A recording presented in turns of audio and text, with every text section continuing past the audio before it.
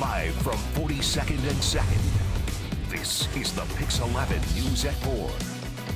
Ooh, it's hard to believe the U.S. Open starts just 2 weeks from today, and more New Yorkers may be a little inspired to channel their inner Serena Williams. Yeah, but now tennis players who've never had problems before are experiencing injuries. So top New York City hand surgeon Dr. Erin Nance joins us with tips to stay on the court and out of the doctor's office. Thank you for joining us.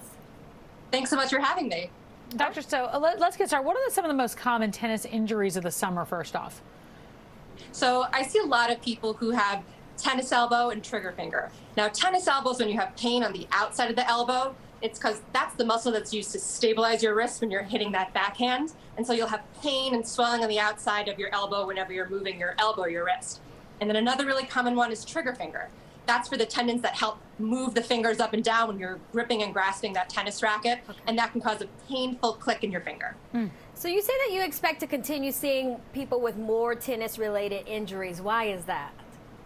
So now it's the end of the season. So when you get towards the end, you're getting people who are having these overuse injuries. And this is from the accumulation of playing so many matches and games. And so those are injuries that are going to affect the tendons in your body, which is the tennis elbow, Achilles tendonitis, and trigger finger type injuries.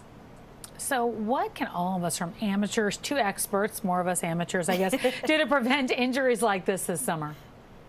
So the simplest thing is to make sure that you stretch before you do your game.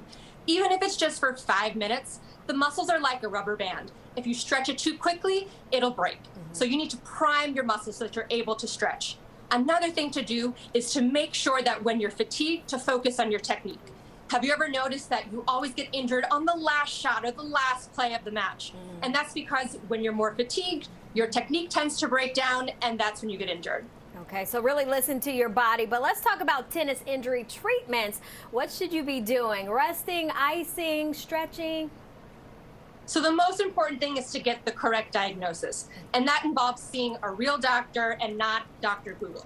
So once you have the right diagnosis, then we can tailor our treatment to how severe your problem is. And that may be as simple as using a tennis racket, this is my daughter's racket, with a little dampener here, and that helps to decrease the vibration from the racket to your hand. Also some simple physical therapy exercises, like grabbing a can from your pantry and doing these wrist extension exercises. If it's really severe, the doctor may say that you need a cortisone injection to help decrease the inflammation.